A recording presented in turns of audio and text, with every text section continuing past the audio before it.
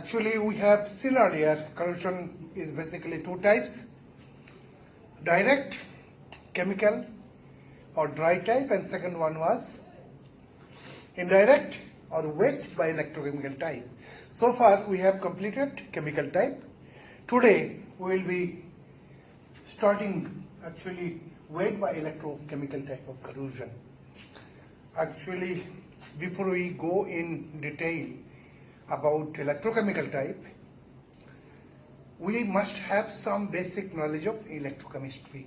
All of you know that electrochemistry, what happens in electrochemistry?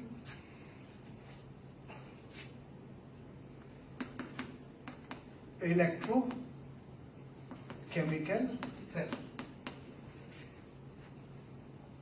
What is electrochemical cell? Actually, electrochemical cell is a device which can actually generate electrical energy from chemical energy taking place in a system, or by utilizing the electrical energy being supplied from outside, chemical reaction can proceed.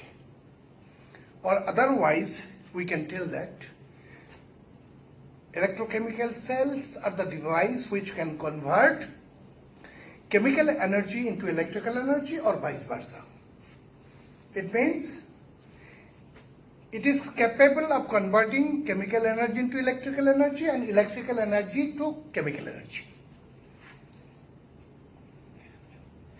The most and very simple example of electrochemical cell is a standard cell having 1.5 volt, which is extensively used as a source of power in TV remote or for running a clock.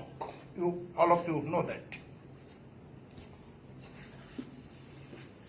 Before we go in depth, let us discuss about electrochemical cell. Actually, electrochemical cell is basically two types.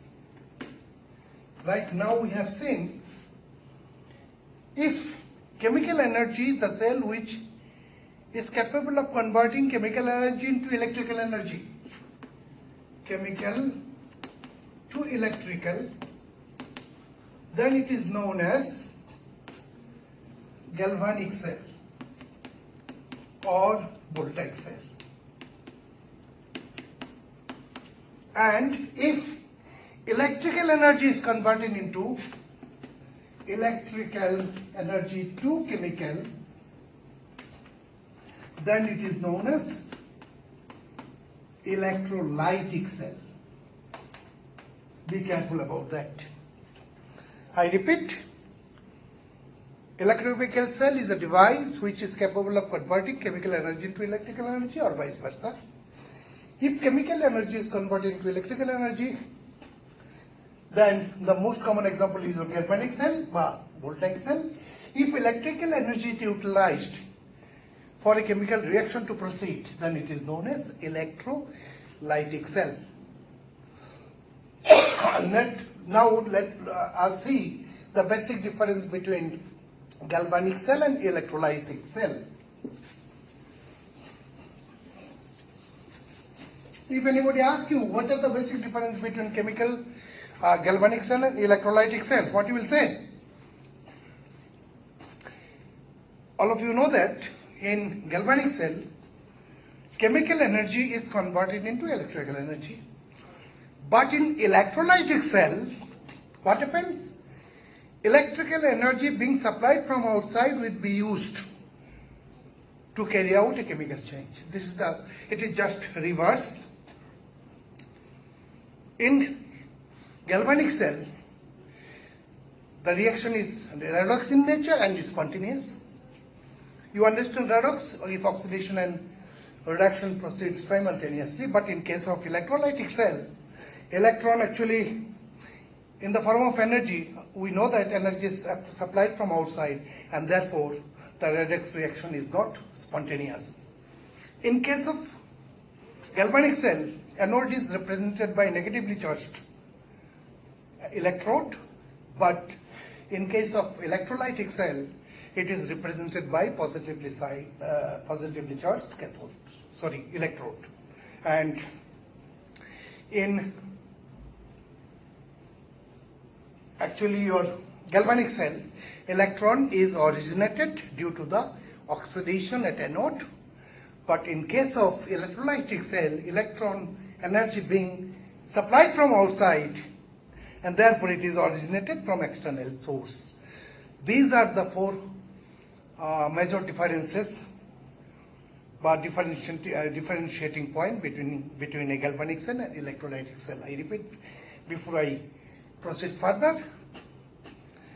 In galvanic cell, chemical energy is converted into electrical energy, but in electrolytic cell, external energy in the form of electrical energy will be utilized for a chemical reaction to proceed. But in galvanic cell, redox reaction is spontaneous. It is non-spontaneous in case of electrolytic cell, and anode is represented negatively charged in case of galvanic cell, but in electrolytic cell it is represented by positive sign. And in case of galvanic cell, electron is originated due to oxidation at anode, but in case of electrolytic cell, electron is originated from external sources. These are the main differences between galvanic and electrolytic cell. Now let us draw a standard galvanic cell or electrochemical cell.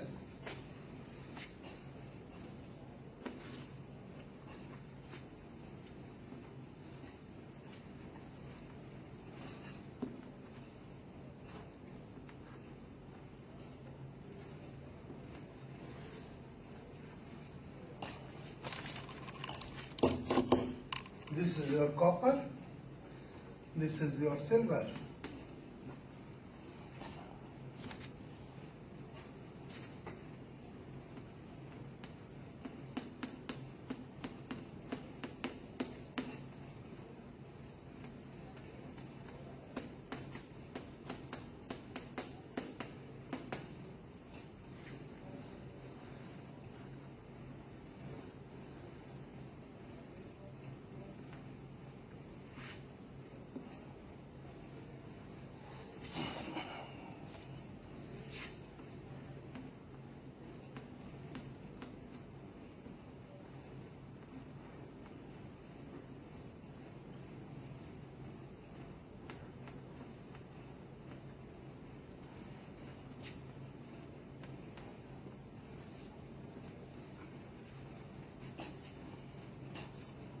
This is your salt bridge, in which we are using potassium nitrate saturated solution.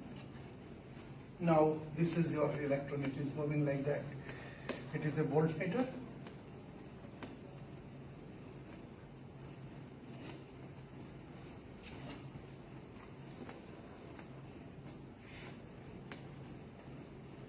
Like this.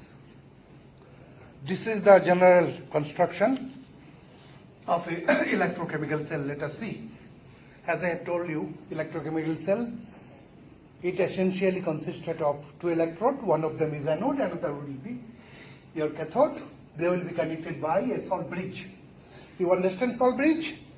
The function of salt bridge is to connect both the solution and to make electrical neutrality between these two chambers. This is the main function of your salt bridge. Now, the main action, what we will see here, this copper is your anode, this is your cathode. As we have told you, at anode what will happen? Loss of electron will take place, which is known as oxidation, as a result of which positively charged cation will be formed. Try to understand that. And at cathode, gain of electron will take place, which is known as reduction. As a result, negatively charged anode will be formed. Now, your cathode is positively charged, anode is negatively charged. Being oppositely charged, they will be attracted by each other and they will meet somewhere. And what will be the nature of their meeting? How they will behave during the meet will be decided by nature of environment.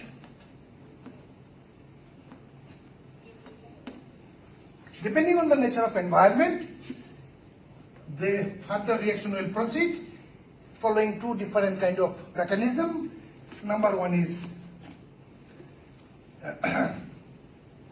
evolution of hydrogen, and second one is absorption of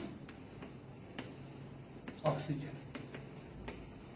I repeat, when two electrodes are connected by voltmeter, one of them will be behaving as anode, which stands higher in electrochemical series, and second one will be your cathode. At anode, loss of electron will take place, which is known as oxidation. As a result, positively charged cation will be produced. On the other hand, at a cathode, gain of electron will take place due to reduction, producing negatively charged anion. Now, anion and cation being oppositely charged, they will be attracted by each other and they will meet somewhere. Wherever they meet, depending on the nature of the place where they will meet, the reaction will proceed. Either they will follow to a kind of mechanism, either it will be evolution of hydrogen type mechanism, or number two will be absorption of oxygen type mechanism. Here, one thing needs to be clear very, very judiciously: nature of environment. What do you mean by nature of environment? Actually, if we talk about the nature of any environment, so based on actually pH value, we can classify it into three categories. Number one, it may be acidic, or it may be basic or neutral. To be very, very honest, we know that wherever human beings live, they will be releasing carbon dioxide all the times. As all of us know that carbon dioxide is an acidic oxide. What does it mean? It will react with moisture to produce corresponding acid. Other than respiration, wherever human being will live, they will be using different kind of processes involving cooking, driving of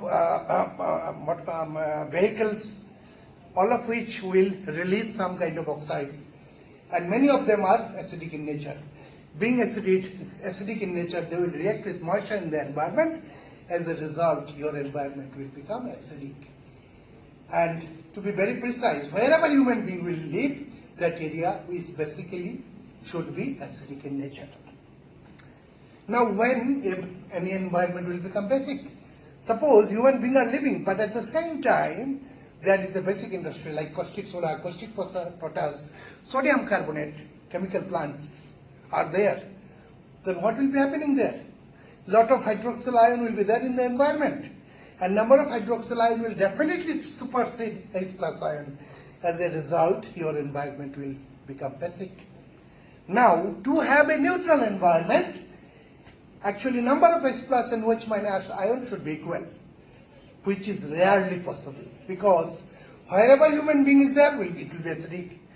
Due to human activity, environment may be basic, and sometimes it may be neutral, where number of H plus ion and OH minus ion will become equal. In that case, your environment will be neutral. And therefore, I hope you might have understood. Nature of environment means what will be the pH value of the environment. If the pH value is less than 7, it will be acidic. If it is more than 7, it will be basic. And if it is on and around 7, it will be neutral. How it will become acidic, basic or neutral, I have explained. Wherever human being will live, that environment, because of their activities, will become acidic. If any basic industry is there, and automatically that environment will become basic. Now, a question may come in the mind of many people. If anybody asks you, if you are asked to compare the environmental issue of New Delhi and that of your GLA, what will be your answer? Definitely answer will be environment of New Delhi will be much more acidic than that of GLA. The question may also come, environment of New Delhi is much more acidic than that of GLA. Explain and justify. So then what you will say? Population at New Delhi, because due to human breathing respiration system, we take intake oxygen, give up carbon dioxide. Carbon dioxide being an acidic oxide, it will react with moisture to produce H2CO3. You know that. The H2CO3 being an weak acid, it will release little number of H plus ion, making your environment slightly acidic. Similarly, in New Delhi, lot of chemical industries are there, and therefore, due to different kind of release from the chemical industry, huge amount of acidic oxide will be there in the environment. As a result, the environment of New Delhi will be much more acidic. Moreover, number of vehicles flying in New Delhi will be much more than that of nearby GLA, and therefore, environment of New Delhi will be much more acidic. This is all about your actually nature of environment. What I have told you, once anode and cathode, a cation and an anions are formed, they will meet somewhere. Where they will meet and what kind of product they are going to make will depend on nature of the environment. If your environment is acidic, they will proceed further following a mechanism known as release of hydrogen type mechanism. And if your environment is basic or neutral, they will follow a particular mechanism known as absorption of oxygen type mechanism. This is all about your today's lecture.